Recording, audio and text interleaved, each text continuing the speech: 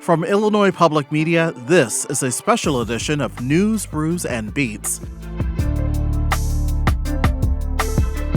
Well, hello everyone listening on the radio, watching on YouTube, or joining us right here in the call-in studio of Illinois Public Media. I'm Reginald Hardwick, News and Public Affairs Director at Illinois Public Media, and welcome to News, Brews, and Beats. And I'm joined, as usual, by co-host Tracy Parsons, Community Relations Manager and Facilitator of the Community Coalition in Champaign. Good evening, Tracy. Good evening, Reginald. It's a pleasure to be here for the next round of News, Brews, and Beats. I always love when we start off and talk about Emmy Award-winning Reginald Hardwick. I'm so proud of you for that, and proud that we bring that to the station, to the show. And so we've got a great panel again tonight. I'm really excited about the show. And I'm excited about our setting here. I was joking, we look like the Black Anchor Team. So we're definitely going to be delivering some news and information tonight. Well, according to the U.S. Census, Black people make up 14% of the Illinois population. There are 141,000 Black-owned businesses in our state, but a tiny percentage actually have more than one employee. And the reasons are vast, from redlining to a lack of financial and emotional resources. And we're discussing all of it in today's News, Brews, and Beats. Joining us on stage here is Matthew J. Simpson with the Illinois Office of Minority and Economic Empowerment. And to his right, Danville Alderwoman Tricia Teague. She founded the Trep School, which assists new entrepreneurs and existing business owners grow their businesses. Thank you both for joining us tonight. Happy to be here, for sure. And for those of you in the audience, we definitely want to get your questions if you have them, and you can text those questions to 217-803-0730. I have our digital team will let me know about them, and I'll pass along our questions to Matthew and Tricia. Tracy has the first question. So I attend a lot of meetings daily. Earlier in the year, I've attended probably one of the most impactful. I had a chance to go up to Chicago and get a chance to see Matthew and his colleagues from Chicago State University and the Chicago Urban League presenting the Black Business Survey conducted by DCEO. The presentation itself was off the hook. The way you presented it and your presentation on the survey is also just as impactful as you dissect this really critical information. And thinking about, most communities have initiatives where they're doing Black business development, minority business development, women-owned business development. And what I found is that the information is just, each organization is kind of doing their own thing. What I really loved about this survey is that it gives us something to center on. It really dissects the information about Black-owned business. Talk to us, Matthew, about the survey and really some of the major takeaways that you share about it. Okay. So in 2021, 2022, my office, the Office of Minority Economic Empowerment, we decided to embark on this research journey. And the intention was to get a better understanding of the state of Black business in Illinois. Instead of using our education, I got a degree so I know what's right, we decided to do some research. And we had to do some empirical study. We had to do the institutional review board approval. We had to get the questions vetted. We had a couple of different research agencies involved, and we were able to launch this survey. In February of this year, we released the findings. And it's special because it's the first of its kind, because the state of Illinois government partnered with a historic civil rights organization in the Chicago Urban League and a higher education institution in the Chicago State College of Business to reach out specifically to the Black business community. It's the first of its kind. I've been saying that for a while. Nobody has corrected me. So until I hear otherwise, nobody has ever done this. And it's very significant. Such an important part of the state's economy being reached out to specifically to get a better understanding of the unique challenges, the industries that we tend to work in, the way in which we're funded on the front end, the opportunities that we see for additional training and development. That was the point of it. And instead of using hunches and good intentions, we use data to inform our strategies. And on the back end, we got some recommendations. And it's like best practices. And so that was the whole point of it, to really be serious and approach our community with some more respect. There's this phrase that kind of went viral recently, put some respect on my name. I felt like we needed some more respect. And the time that we invested in the resources in this research demonstrates how much that we really respect the power of the Black business community in our state. Share with us a couple of, there are multiple and many findings, but it's just some of the real key takeaways. Yeah, I would say one of the big ones is 2/3 of Black businesses identify as micro enterprises or solopreneurs, meaning that they have no other employees full time other than themselves. So, that means that you're doing customer service, you're doing accounting, you're doing inventory management, you're dealing with the bathroom plumbing issues, you're doing everything by yourself. So that's the nature of Black business. Oftentimes, we're fighting alone. So those of us that intend to provide services, we need to keep that in mind. That's a unique situation to be in.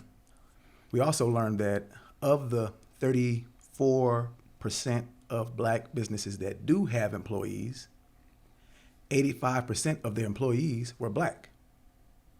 So that means that when a Black business grows, they tend to hire people from their own community.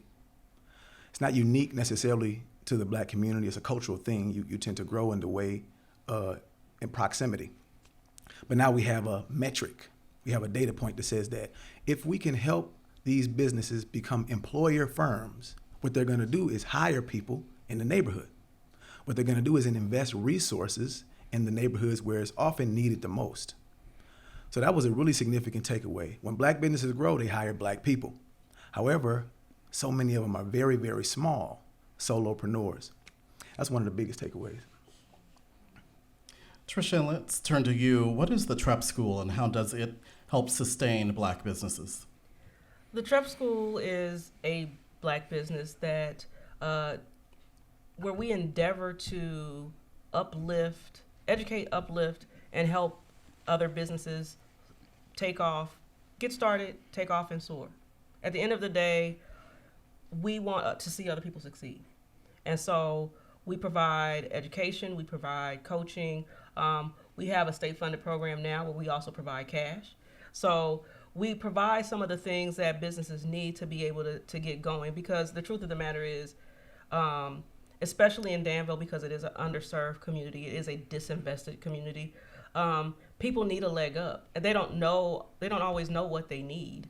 And just education by itself is not enough. So if we don't provide capital, if we don't provide tools, if we don't provide connections, then it's like sowing seed into cracks in the ground. It's just not going to grow.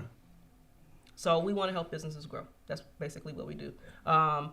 And we also have recently opened the Source Space Business Center, which is basically an incubator space. It's a co-working space where businesses can come in to work and get themselves going, have a professional location to work from, have a professional location to meet from, have a professional location to receive their mail and use as their business address, have a professional location to have workshops and events. So we provide everything that they need, basically all of the tools that they need and the support system that they need to be able to move on to the next level.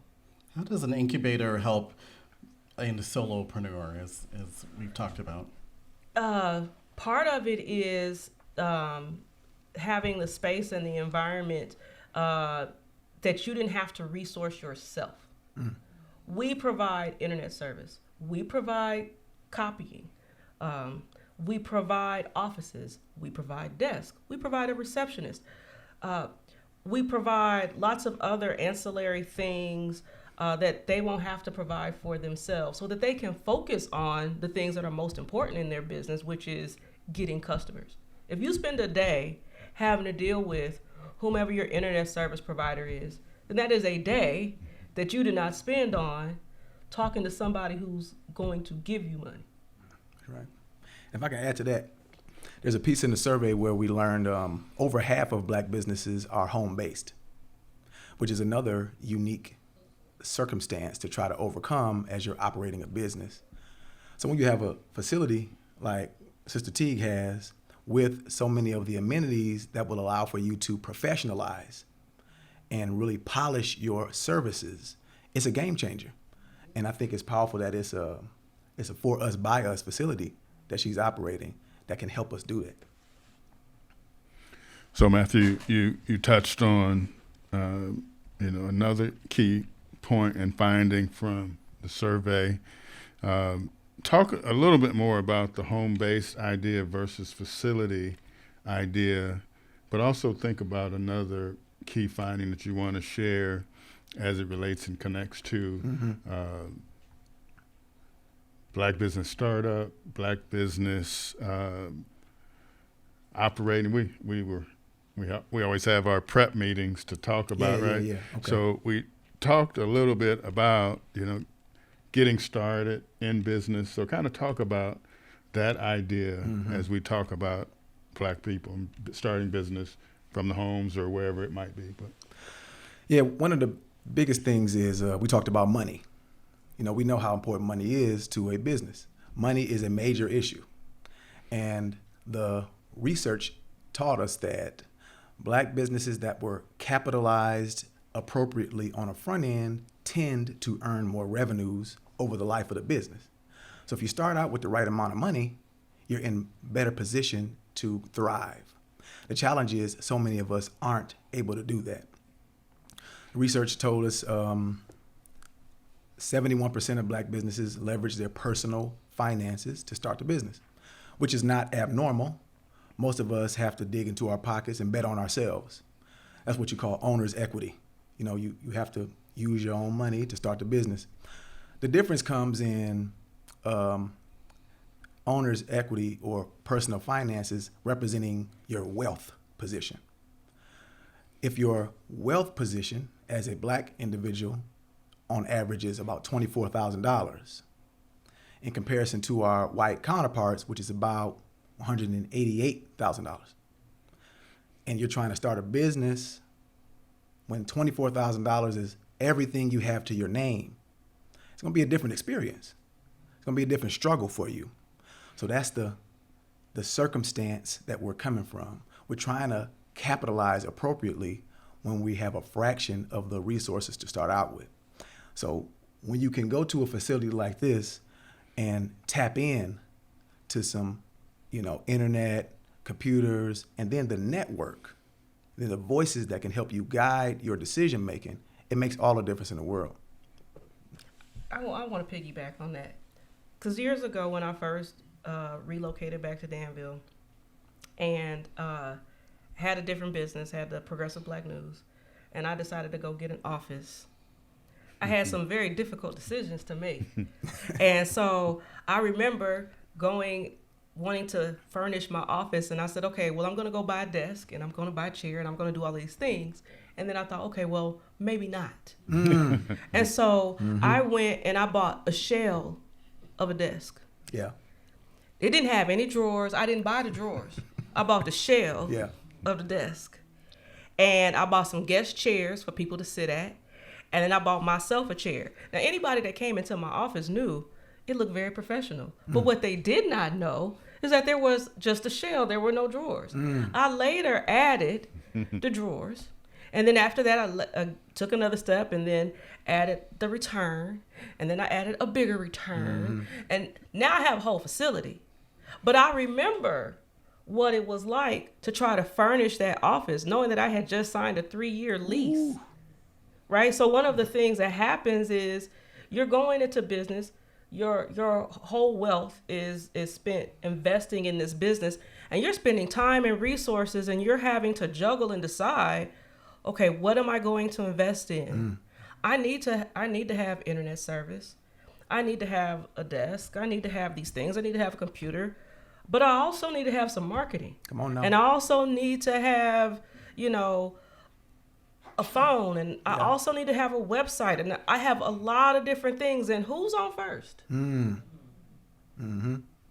so it's one of the things that I had in mind when I created my space. We provide the desks. We provide the chairs. You just show up with a computer.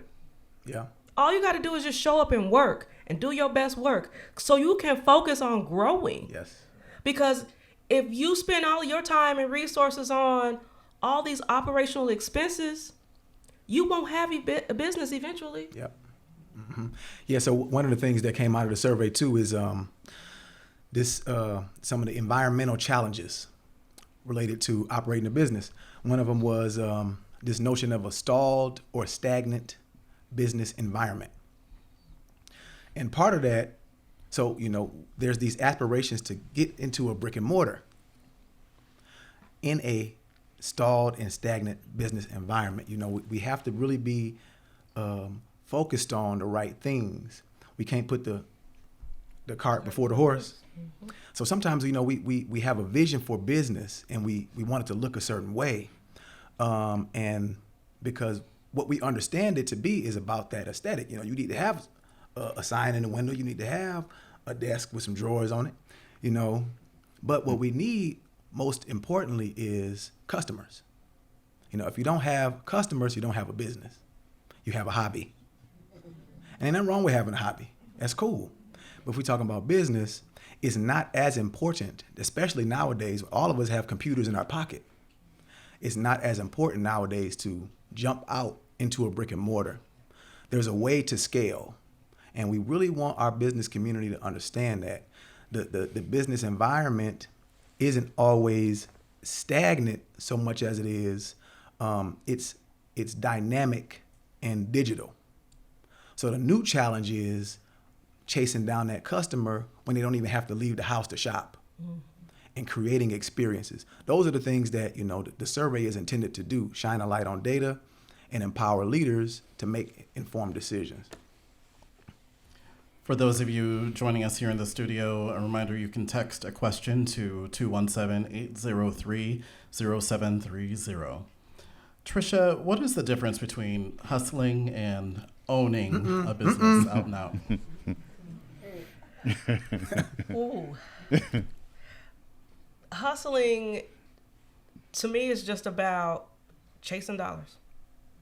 And there are a lot of people who go into business expecting for it to be this panacea, this gold rush, this whatever you want to call it. Oh, I'm just going to make all this money. And what happens is they go in, they think it's going to be all these great things. They don't anticipate any obstacles or hurdles, and obstacles and hurdles happen all the time, every day.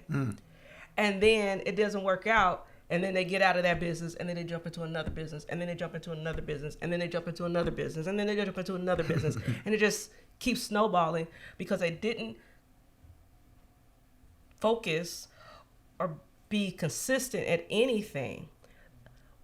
Focusing on business is not just about chasing dollars. It's also about making sure that your operations are in order, about having your taxes in order, having your EIN, exercising good corporate hygiene. Yes. So when you are a business owner, you have to be mindful of everything. I have to be mindful of my hiring practices and whether or not I do something illegal or not. And the conversations that my employees might have at work.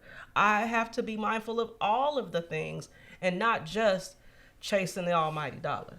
And sometimes in our community especially, we have a lot of people who have hustle mentality.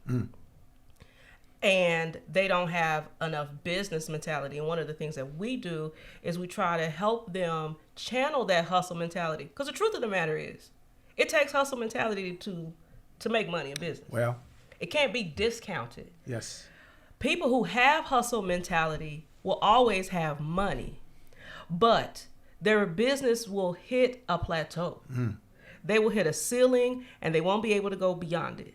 When you apply business to hustle, now you can expand and grow and create a network and franchise and do a number of things. And so it's something that we have to, in our community especially, I think, cultivate, is the business mentality, understanding what it means to really be in business. I remember having a conversation with someone in my first cohort, and this person asked me what I needed. And I was like, yeah, I need help. I'm about to hire somebody. And he said, oh, well, I know somebody, and, you know, they work at such and such, and they can help you in the evenings. I'm like, no. I need to hire someone. He's like, oh, you doing business for real? Yes. I'm doing business for real. Yeah.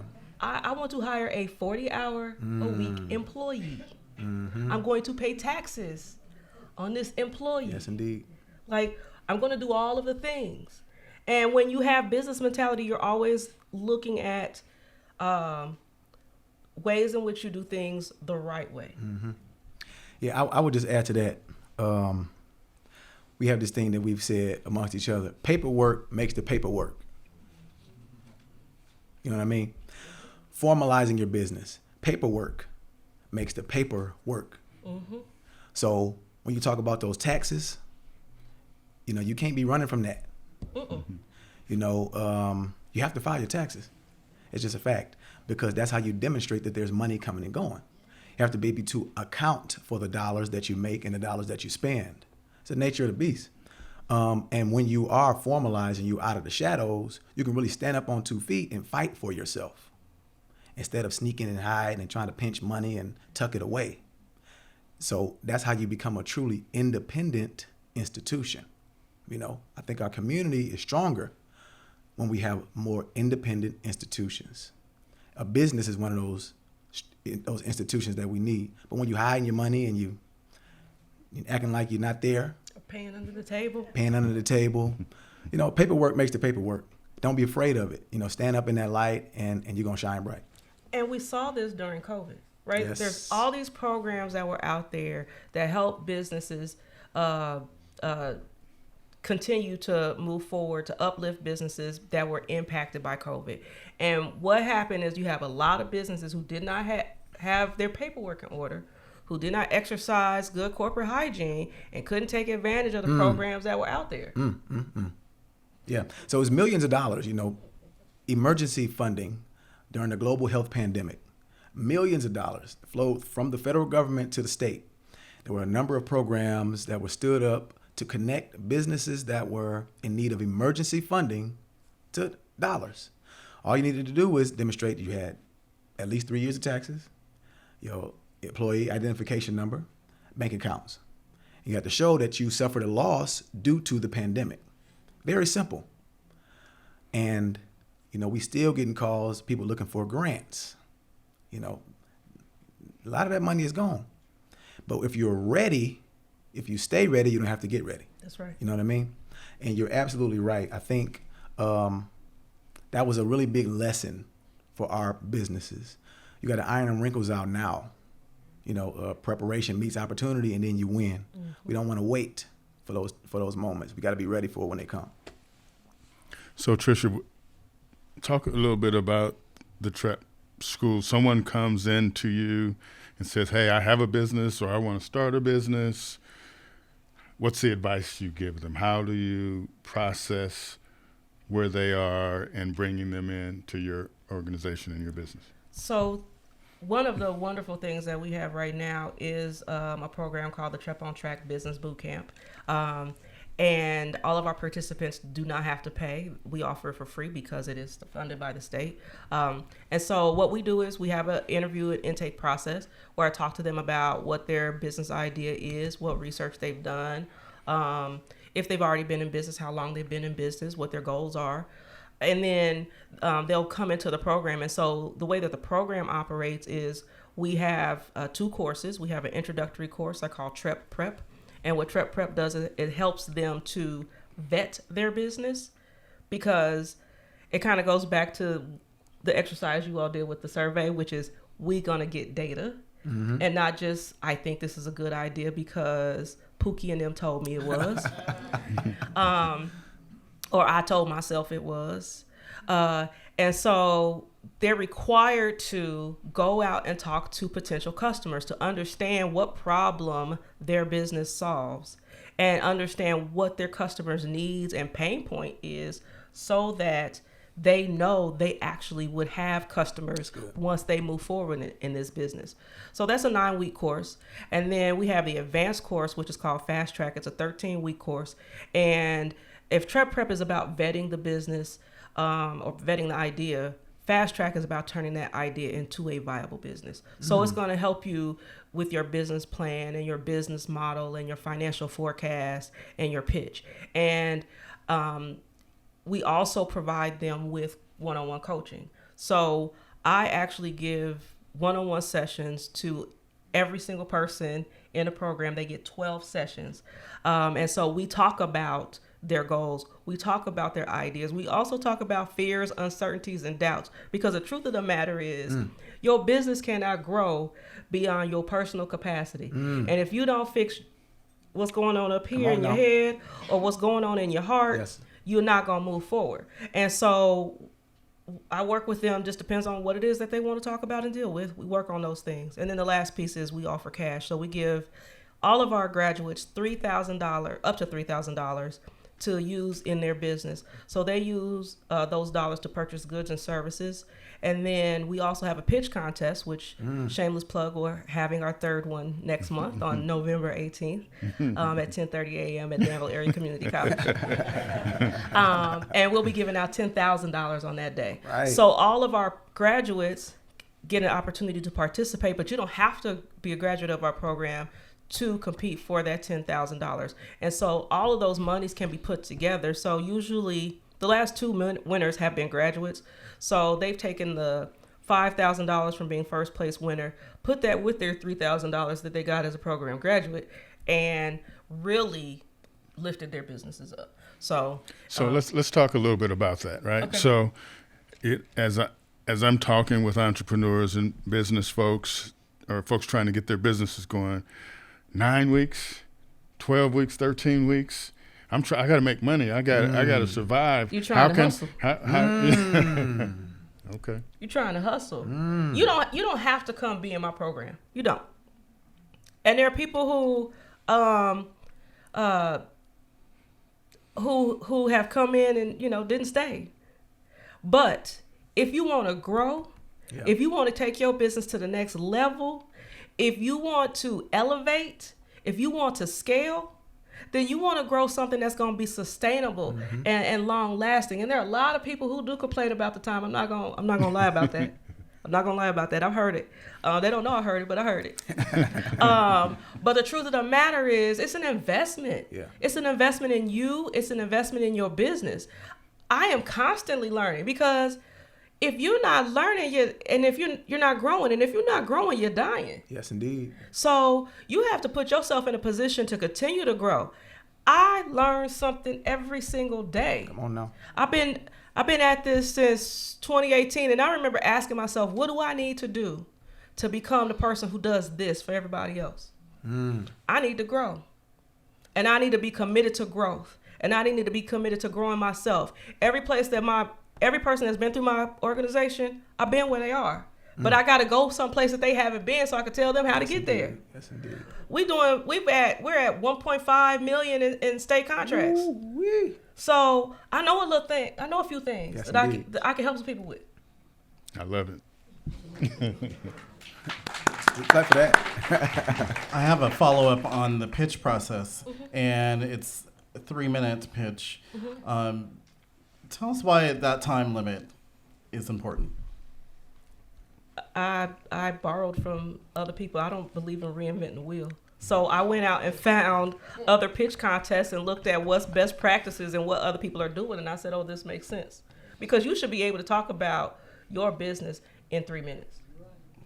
You should be able to tell everything there is to know, especially when you come in and asking for thousands of dollars. You should know your numbers inside and out. You should be able to say what you're going to use the money for. Yes, indeed. You should know who your target market is. Those are it can be done really quickly. So I think we talk about 9 weeks and 13 weeks. That is a real question to have to confront when you're neck deep, trying to operate, trying to, move and shake. But I think we also understand that this is a marathon that we're running. This is not a sprint.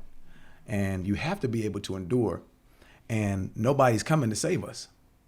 There's nobody coming to sweep us off our feet and, give us a check for nothing. The opportunity that we have as entrepreneurs, you're really talking about a mindset. Mm-hmm. When you're committed to growth, you're talking about a mindset. And it's very simple, but it's not easy. We have to understand that you are grabbing hold of responsibility. And on the other side of that responsibility is the money. That's what was happening. You're solving somebody's problem. You're making somebody's life easier. You're facilitating an issue for a customer. And the nature of that action dictates the funding that you get. If you can solve a bigger problem, you're getting a bigger check. But what's happening is you're owning it for somebody. You're being responsible. And that takes a special person to raise their hand and say, you know what? I can do something about this. I can make it happen. And, the data, going back to the survey, it tells us that Black businesses are often motivated to solve problems in their community. We asked them, what is the motivation for you starting your business? They said, I want to make a difference in my community. I want to solve a problem. I want to bring resources to my community. So I think that, we have it in us to be the solution. But what we need is a Trep School. What we need is a Tracy Parsons. What we need is a community of people who can help us, challenge us at times, because we, sometimes we get a little off track, but we're motivated to solve problems in our community. And that's unique. By way of a private business, I'm trying to make a difference in my community. Now, what we got to do is help them tighten up their mindset so they understand that it's on me. And that's a powerful position to be in. I can do it. And that's not scary. That's a powerful position to be in. And I think that getting to a place of entrepreneurial mindset is really about having sustainability and the capacity and the ability to weather any storm and anything that comes up. Yes, because if you're just chasing dollars, the moment something bad happens, your business topples. And we saw it during COVID. Think about all the businesses that are not here anymore indeed. As a result of COVID, because nobody had shut down on their bingo card. Nobody was prepared for that. But the people who were able to pivot Yes. are those who are the real entrepreneurs. Yes. Because they are the ones who are going, oh, okay, this is what's happening. Okay, now I know what I'm going to do. I had a client at the time. She eventually did join the program, but the program didn't start till after COVID had started. And I remember saying to her, well, are you going to do deliveries? She said, no. And I said, well, why not? So I challenged her to do them. She started doing deliveries. She was the only game in town. She cleaned up. She cleaned up because she pivoted. And entrepreneurial, and that's the difference between, I'm just a business owner, I'm a hustler, or I'm an entrepreneur. Because a business owner is, I created a job for myself. And as soon as something happens, I don't know what to do. Entrepreneur is like, okay, I see this, and here's what I'm going to do now. Okay, now this came up. Now see, this is what I'm going to do now. And I'm going to keep pivoting, and I'm going to keep pivoting, and I'm going to keep pivoting. And I'm going to always be in business. So I love this. So, Reg, I hope you know how I do sometimes. Right? So I love this conversation, right? But we don't grow up as people, and I'm not using this as an excuse, but we don't grow up in the business environment, in the business world, right? So we're not at the dinner table as kids, parents coming home talking about the business day, what was going on, all these things that we have to teach folks about. We don't naturally have that because, again, the condition in the state, economic state for the Black community, right? So where do we need to build this fundamental understanding, belief, knowledge base from? How do we do that? This is what I say. I love that question. I think that we're talking about culture. We're talking about standards, norms, values, traditions, heroes. A culture is a beautiful thing. But in some instances, a culture can be a cage. And it can restrict you. So we got to acknowledge the beauty of our culture, the dynamics, the creativity, the swag, the flair. Resilience. The resilience. That's beautiful. We don't want to change that. We want to grow it. As you would do with agriculture, you want to grow your culture. So that's the opportunity we have. And one of the biggest ways that you grow a culture is through models, role models. And a champion has to hold on to it and say, I'm going to move this.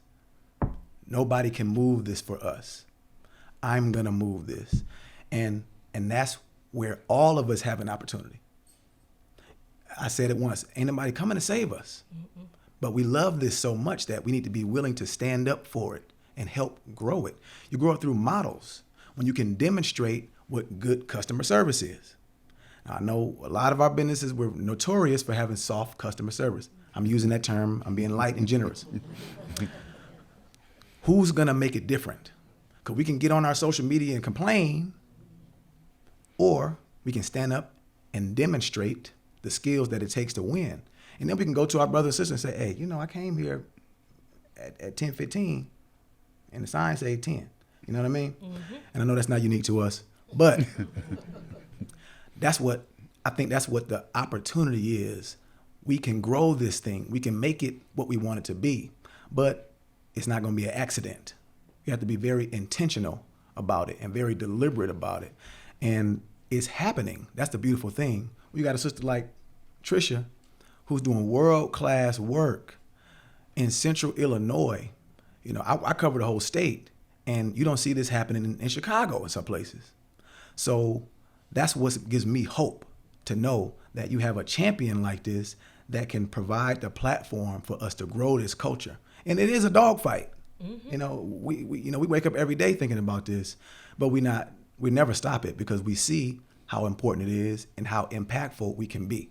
I'm glad you brought up models, because the truth of the matter is the program that I created and I put together, I looked around and saw what other people were doing. And I also looked at the research and the data. So there was research done by the Federal Reserve, and a brother named, I believe his name is Dale Grimes, put out a study about what it takes, what's the new school of economic development and what it takes to grow a culture and an entrepreneurial ecosystem. And I looked at his study. I read it. I looked at all of the details in it. And then I went and I looked at the data for the city of Danville and for Vermilion County. I looked at all of that information and I used all of that in the program that I wrote. So it's not just because I'm doing this because, I think it's a good idea or this is what I think we need. No, I did the same thing that I tell the entrepreneurs to do. The same thing that you did. I went and got data. There you go. I went and got information. I educated myself. So I know that what I'm doing is a world-class program, not because I think it's world-class, but because the data shows me that these are the elements and the pieces that need to be in place. Yeah, I love that. If you're just joining us, this is News, Brews, and Beats, and we're talking about Black businesses and how to sustain and grow them in Illinois. And with us is Matthew J. Simpson with the Illinois Office of Minority Economic Empowerment, and Danville Alderwoman Tricia Teague. She founded the Trep School, which assists new entrepreneurs and existing business owners grow. I want to get to some of the questions that we have been sent, and one says, when looking at the massive service gaps in the minority community, how would you suggest how African Americans internalize their economic opportunities? You state guy, you go first. Looking at the service gaps. I think one thing that you said a little bit earlier, Tricia, you need to be able to recognize opportunities when you see challenges. I think that's the the entrepreneurship, the problem solver, the creative in you. Service gaps can be daunting, and it can be a new niche to be filled. So I would say if you approach it in that way as an entrepreneur, I'm not certain if that's the perspective of the question, but when you see a gap in the market, there's an opportunity through business to solve a problem. And again, on the other side of that responsibility for solving a problem is the bag. So go get yours. Another question, what are some quick strategies for home-based businesses to scale efficiently? I think one of them is using technology. Because if you use technology appropriately, you can appear much larger than you really are. Mm-hmm. There was a long period of time where my business was just me. But we operated with a lot of efficiency because I used technology to my benefit. So, for example, people want to schedule an appointment with me. They don't pick up the telephone and call us.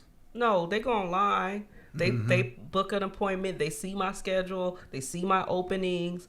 And I don't even know who's going to be on my calendar day by day. I look on them in the morning. Who do I have today? Because we use technology to handle that for us. We use technology to do people registering for all of our events. We use technology to send out surveys. There's so much that technology can help you do in your business. And so I think that that's probably the biggest one is identifying what your needs are and how you can leverage technology to help you grow and scale. I'll just add to that. We got a data point from the survey. The top challenges that Black businesses face. Number one was implementing technology in their business. And that's really daunting because we know that the businesses that were able to implement technology survived the pandemic. The ones that didn't probably don't exist. So when we talk about helping Black businesses, that's one of the first things we need to help them do. Figure out how to leverage technology to create marketing materials, to capture their accounting activity. All of that is crucial to help us survive. Let's talk about Black women and Black women-owned businesses. How prevalent are they, and how prevalent is the support for them? Well, I believe data shows that Black women businesses are the fastest growing segment of businesses, as there are more Black women starting businesses than any other segment of society. There's support out there. Is there enough? Probably not. I don't think there ever will. As a Black woman, I don't think that there ever will be. I think we face a number of challenges that others don't face. It can be extremely daunting and frustrating to walk in a room and not be taken seriously or be the only person that looks like you sitting there. So I think there's always more that can be done to support Black women in their business ventures. I'll add to that, in the survey, 64% of respondents were women. Mm-hmm. So we put this survey out to Black businesses statewide. 64% of respondents were women.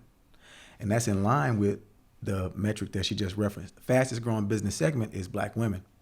And the challenge is the highest failure rate is also Black women. Mm-hmm. So what we need to do is work to mitigate that. Since we see where the activity is, we need to do something unique to address it because we don't want that to go away. Well, build on that, Matthew, because the survey really talks about some of the unique challenges for Black women that I think would be great to bring out from the audience or to the audience. So many of the Black women were also managing familial obligations in ways that men didn't have to. Also, the funds from the business constituted more of their main income as the Black women. Those were the two principal things. So it's not that when we talk about the failure rate, it's not that male-owned businesses are better. It's that female-owned businesses are more constrained. And we have to do more to address those constraints to make sure they can fly. And I imagine, and I don't know if your survey touched on this or not, that if the starting point is $24,000 for the average black household, that the starting point is even less if it's a single woman, single mother household, because we know that, let's say, for example, a black man and a black woman both have worked, maybe in corporate America or maybe not, and then decided to go into business. We know that black women statistically bring in less income than black men. So that means that wealth piece that they started with is probably not even 24. Right. It might be half of that. Let's say 12 to 18. So you have even less to start with and try to build off of. So it's a huge thing. And then I think the other thing that we're seeing right now for all of us, but even more so for black women, is that any initiative that anybody has that they're trying to put out to support us is under attack. Yes, indeed. Yeah. Fearless Fund, for example. Come on. Basically had to stop giving grants to black women businesses because of lawsuits. So all of the work that we've done, or that is trying to be done to bridge this wealth gap and to uplift people who are already starting behind everybody else, we're still having to fight against. Absolutely. Another question, are there any programs at DCEO that can assist black-owned businesses that gross under $50,000 with and without a match needed? And are there any mentor-protege programs available? The short answer is yes. So I would speak to something that we have. If you're talking about funding, there's something that we have called a Omi Grant, OMEE. Our office is called the Office of Minority Economic Empowerment. So the Omi Grant, we don't have a timeline for its release, but we anticipate next year there will be funds specifically for buying property or renovating property. Now, that's a grant. So you're talking about $50,000, that's not an issue. Talking about matching, that's not an issue. So that's the Omi Grant. Now, I just got to be candid that we should kind of broaden our scope when we're looking for dollars to start a business above and beyond grants. It's like chasing a unicorn. We are looking for the unicorn. We talked about it a few more times. The most important money that's going to come through your business is going to come from customers because of your solving a problem. So that's what we need to be chasing. Chase the customer who you can solve their problem. We never raise our nose at a grant. I mean, if something come up, we work out, that's all good. But we're in the business of solving problems for people. And to a greater degree to which we can do that, we can grow our business. Can I add to what you just said? Since we've given out a little bit of advice, if we're going to go after grants, make sure you use it in a way that's going to help you scale your business. Because if you're just using these grant dollars to just pay your rent or, whatever, then you're going to be in the same boat, in the same position in just a few months. But if you use grant dollars, and I'm not against applying for grants. I've applied for a few grants and I've used them. But every single one that I've applied for helped me do something that I could not do before I got the grant that we're still doing now.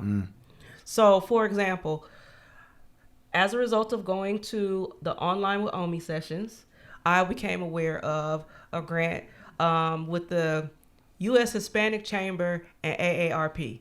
I am not Hispanic. I'm not eligible for AARP either.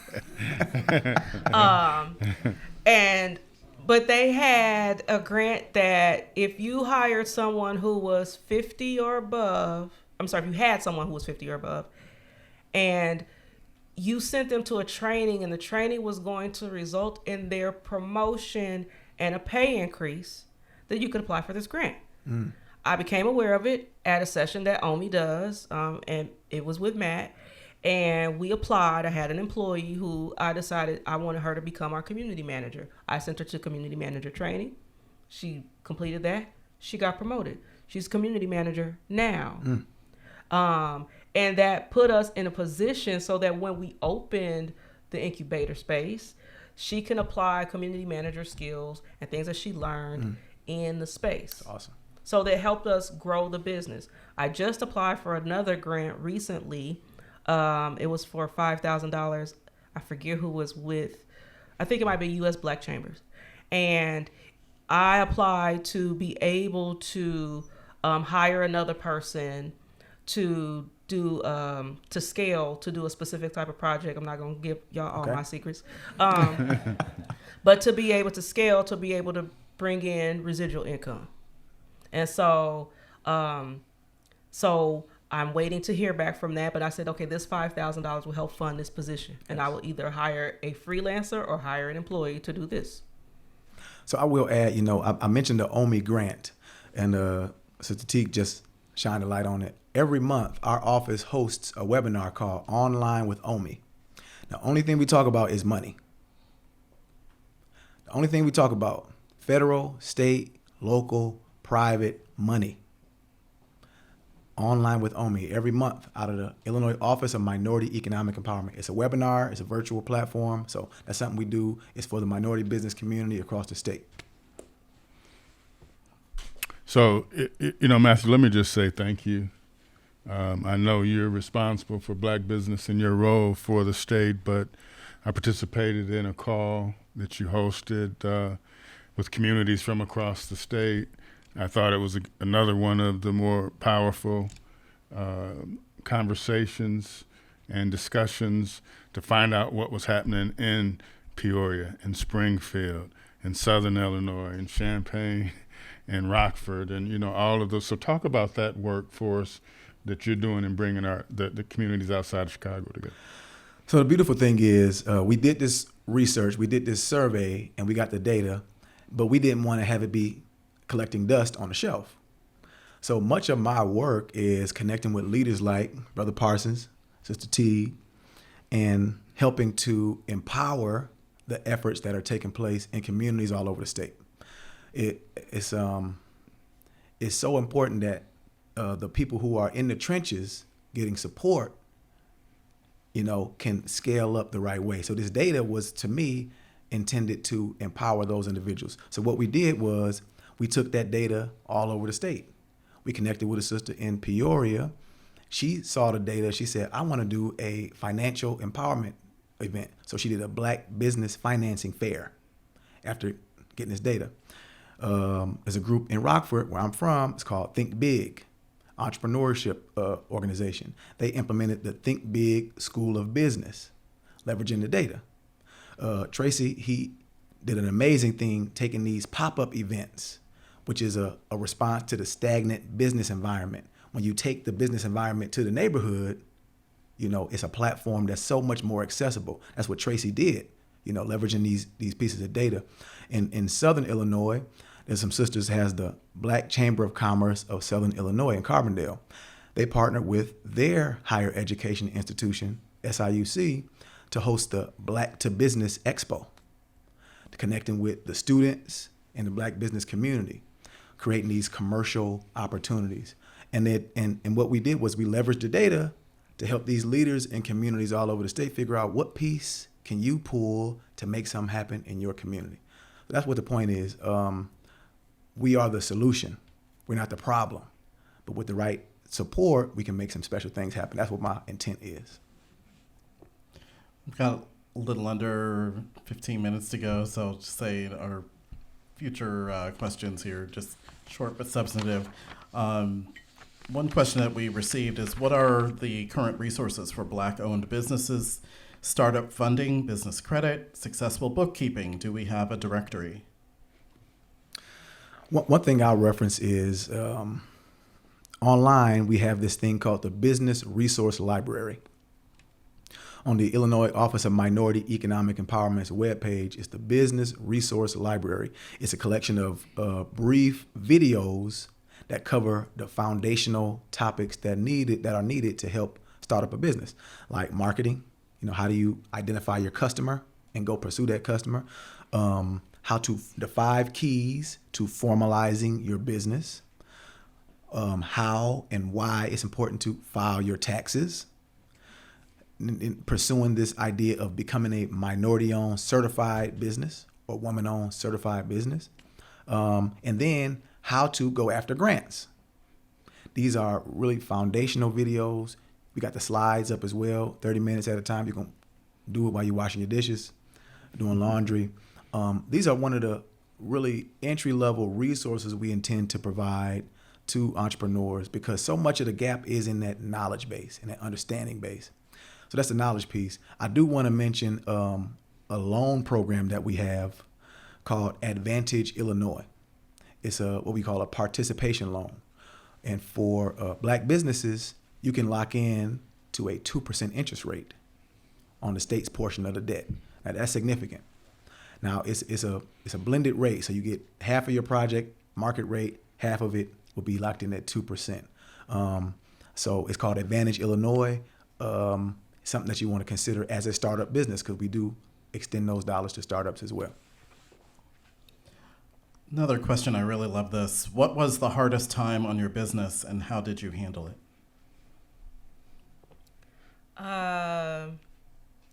Last year, the state owed my business over $100,000. And they had nothing to do with me.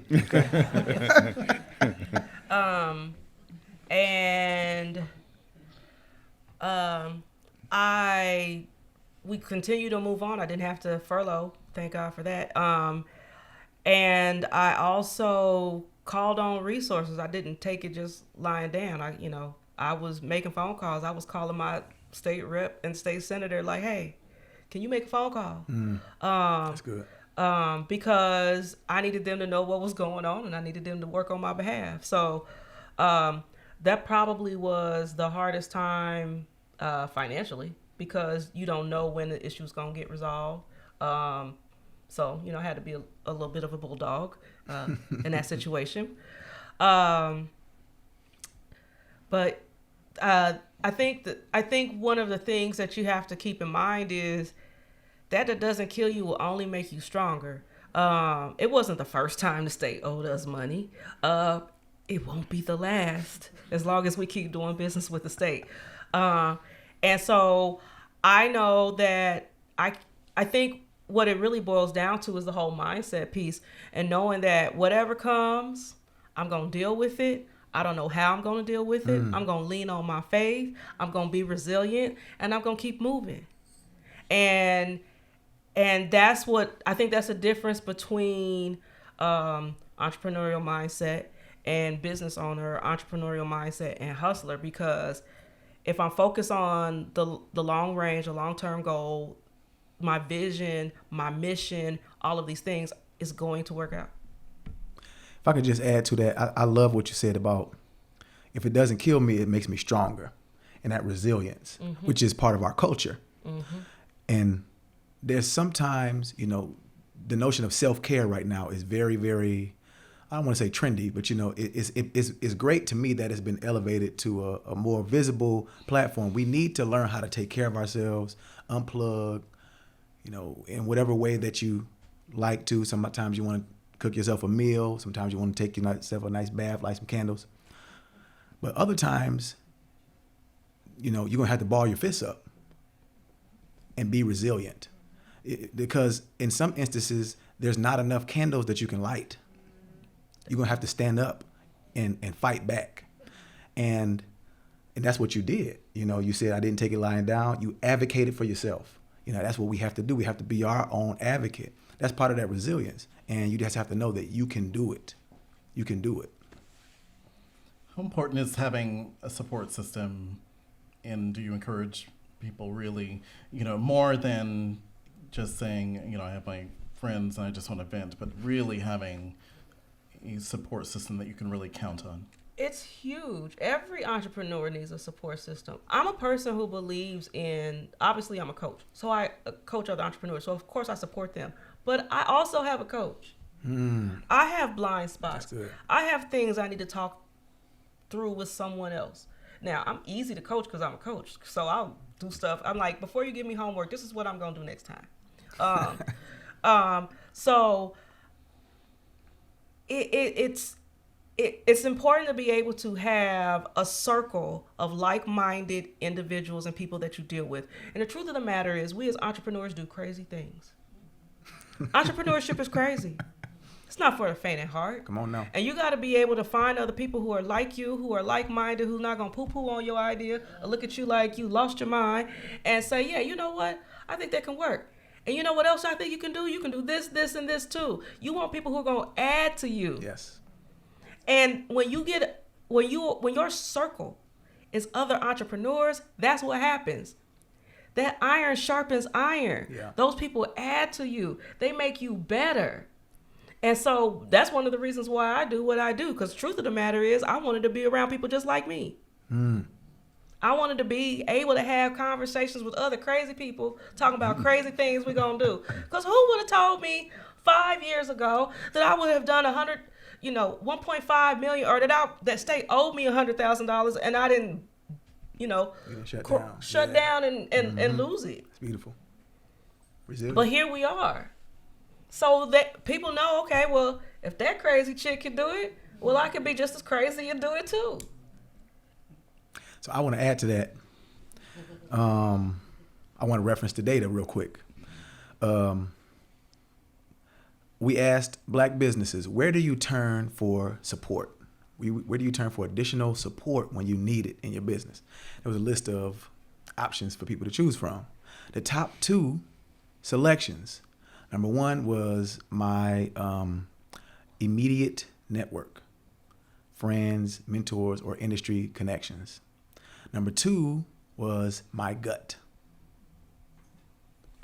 My immediate network, the people who I already know, and if I can't reach them, my gut. So, when we talk about having people in your circle who are like-minded like you, who can push you, who maybe can help you find some money, who can help you connect to a contract opportunity, introduce you to a new client, that's social capital. And a lot of times that's going to be outside of people we already know in our phone. And it's going to be bigger than our gut. So that social capital piece is important. This is what Tricia's saying. You have to surround yourself with people who can sharpen you, who can push you. And sometimes it's hard to do when we feel like we're trying to fight to make a difference. We're in the business by ourselves. We feel excluded. It can be scary and daunting, but we have to do that. We have to grow our network because that's how you grow your net worth. You have to grow that social capital. Tracy, wrapping up, but I'll give you the last few questions. Well, yeah, no, I just really want to thank the panel. You've been outstanding, as I knew you would be. And what's the one thing we haven't asked you that you want to make sure we get out? And I say that to both of you. Well, yeah, I would just say that I've said it once, but Black businesses are not the problem. Black businesses are the solution. And what I mean is we can talk about statistics, we can talk about failure rates, we can talk about the scale being less than $50,000, being solopreneurs, focused on certain industries as if that's a limiting description. But what's also true is that we're the fastest growing business segment in Black women. We motivated to solve problems by way of our product or service. That's Black business. And then we want to learn technology. We want to learn marketing. We want to learn those things. So empowered the right way, networked and connected the right way, we are the solution to our community's problems. We are not the problem. I think I will just add, always be learning, always be learning, always be learning. Become an expert in your own industry. Become an expert in your own business. Speak life over yourself and over the things that you think are your shortcomings and make them work for you. retrain your mind on everything so that you can continue to move forward and push yourself forward, because your business will only grow to the level of your personal capacity. Any issue that you have in your personal life is going to show up in your business. It's going to show up in spades, and it will take your business down. So take the time and the opportunity to figure out how to fix those things so that you can succeed despite yourself.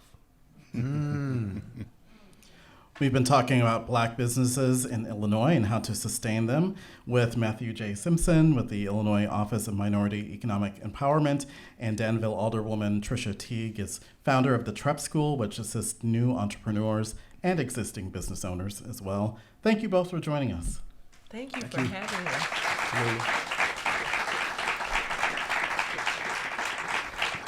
And of course, Tracy, the fantastic co-host, any thoughts as we close?